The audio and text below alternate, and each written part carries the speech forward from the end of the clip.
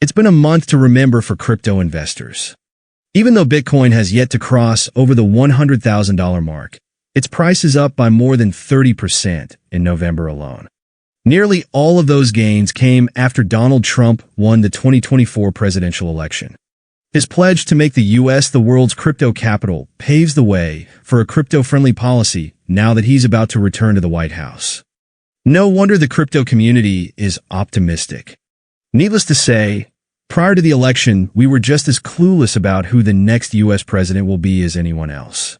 The polls showed that the outcome was going to be a coin toss, with each candidate having a roughly 50% chance of winning.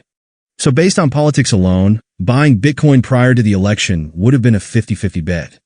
We don't like such bets, but we were bullish on BTC anyway. The reason had nothing to do with the election. It was all about Elliott wave analysis and the message the market was sending days before Trump's landslide win. It was November 3rd, 2024, 2 days before the election, when we shared this 4H chart with our Elliott Wave Pro readers.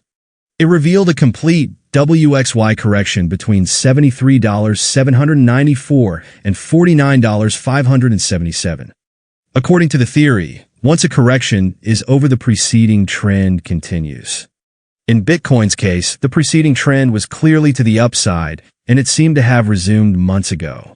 The choppy and overlapping recovery from $49.577 looked like a sequence of first and second waves within a larger 5-wave impulse. It was therefore marked 1-2-1-2-1-2, meaning that the most powerful phase of the rally in wave 3 of 3 of 3 lied ahead.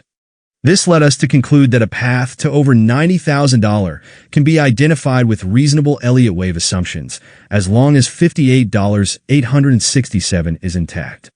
Bitcoin was trading below $70,000 at the time, and Kamala Harris still had a decent chance of winning, according to the polls. The following updated chart shows what happened next. Trump's win, which became a reality on November 6th, 3 days after our analysis, pushed the price over the $80,000 mark in the week of the election. The Elliott wave structure of the preceding recovery had warned us that it was unlikely to stop there. $90,000 was exceeded on November 12th. 10 days later, Bitcoin was on the verge of breaching $100,000. The invalidation level at $58,867 was never threatened.